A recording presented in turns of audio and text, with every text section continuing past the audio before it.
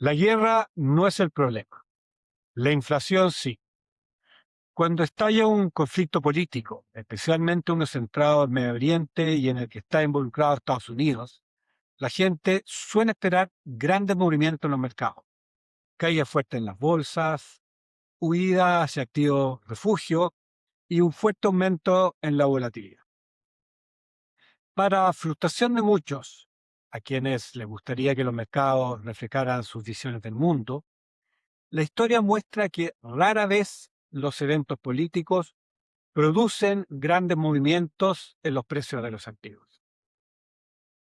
Es importante recordar que el mercado no es un evaluador del bien o el mal. Es más bien una enorme calculadora que intenta estimar el valor de los activos en función de las expectativas de sus flujos futuros. Nada más. Sin emociones, sin juicios morales y limitado únicamente a aquello que efectivamente se transa. Datos de más de un siglo recuperados por el recientemente publicado UBS Global Investment Returns Yearbook muestran que, salvo en casos muy excepcionales, como las guerras mundiales, los eventos geopolíticos tienden a tener efectos relativamente acotados en los mercados financieros. Las grandes caídas bursátiles han estado mucho más asociadas a crisis financieras o burbujas, como por ejemplo 1929, la crisis de las .com o la crisis financiera global, que a guerras o conflictos internacionales. Por ahora, el conflicto entre Estados Unidos e Irán parece estar siguiendo ese patrón. Desde el cierre del viernes 27 de febrero, el MSCI All Country World Index, el principal índice global de acciones, ha caído cerca de un 5,4%. Por su lado, el S&P 500 ha retrocedido poco más de un 3,1%. Movimientos bastante menores a lo que muchos podrían esperar frente a una escalada militar entre dos actores que influyen directamente en el sistema energético global. Donde sí ha habido movimientos más relevantes es en el petróleo. El barril de WTI ha subido cerca de un 53%, pasando desde aproximadamente $67 a $100 el barril. Nada particularmente sorprendente para una guerra que involucra al Golfo Pérsico. Por su parte, el dólar se ha apreciado un 1,5% frente al DXY, una canasta de monedas globales. Un movimiento también esperable en un contexto de búsqueda de refugio. Pero hay algunas señales que llaman la atención. Primero, el oro, un tradicional activo de refugio que luego de un salto inicial ha caído cerca de 2% desde el inicio del conflicto. ¿Consecuencia del fuerte rally acumulado en los últimos años? Puede ser. Pero donde realmente vale la pena detenerse es en el movimiento de las tasas en Estados Unidos.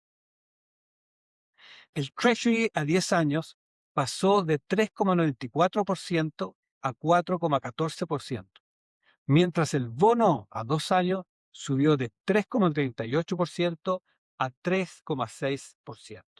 En otras palabras, en lugar de la clásica huida hacia la seguridad de los bonos del Tesoro estadounidense, el mercado está exigiendo mayores retornos para financiarlos. Eso sugiere algo importante. El mercado no está mirando la guerra, está mirando la inflación. Si el conflicto se mantiene acotado y no se prolonga demasiado, el impacto macroeconómico debería ser relativamente pequeño. El petróleo representa alrededor del 6% del IPC en Estados Unidos, según un análisis de Financial Times, por lo que un aumento moderado y transitorio en su precio tendría efectos limitados sobre la inflación agregada. Además, a diferencia de otras épocas, Estados Unidos hoy es un exportador relevante de energía, lo que amortigua parte del impacto negativo de un petróleo más caro sobre su economía. El problema aparece si el conflicto se prolonga. Cada aumento de $10 en el precio del petróleo podría restar alrededor de 0,1 puntos porcentuales al crecimiento del PIB este año, según estimaciones de Goldman Sachs. Y el impacto inflacionario podría ser más significativo. Un aumento sostenido del 10% en el precio del petróleo podría elevar la inflación headline en cerca de 28 puntos base, lo suficiente para complicar cualquier plan de recorte de tasa por parte de la Reserva Federal, de acuerdo con el mismo análisis. Ese es el canal que hoy preocupa al mercado. Que la guerra implique un petróleo más caro, más inflación y persistente y tasas más altas. Si el conflicto se prolonga, el problema no será necesariamente la guerra en sí misma, sino lo que ésta amplifica. Hay además un riesgo algo menos discutido. Mucho del debate se ha centrado en la posibilidad de que Irán cierre por un periodo prolongado el estrecho de Hormuz, por donde transita cerca de una quinta parte del petróleo mundial.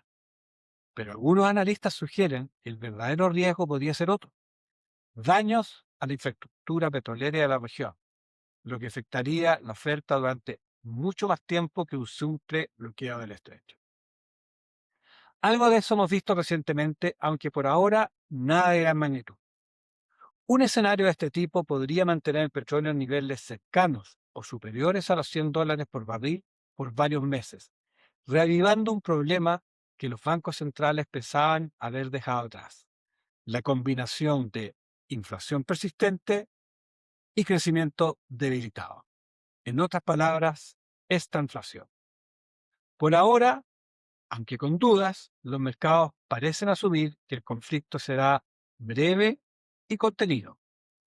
La historia sugiere que esa suele ser una apuesta razonable y por ahora la más probable. Ninguna de las partes se beneficia de un conflicto largo, incluido Estados Unidos con sus elecciones a fin de año. Pero quizás el punto importante puede ser otro. La guerra no es necesariamente el shock principal para la economía global. Los mercados ya estaban lidiando con un equilibrio frágil: inflación que se resiste a desaparecer, tasas de interés aún elevadas y valoraciones bursátiles exigentes. En este contexto, el conflicto puede terminar siendo algo distinto. No un shock nuevo, sino un amplificador de riesgos que ya existían. Y en los mercados, a veces los amplificadores son más peligrosos que los shocks. Muchas gracias.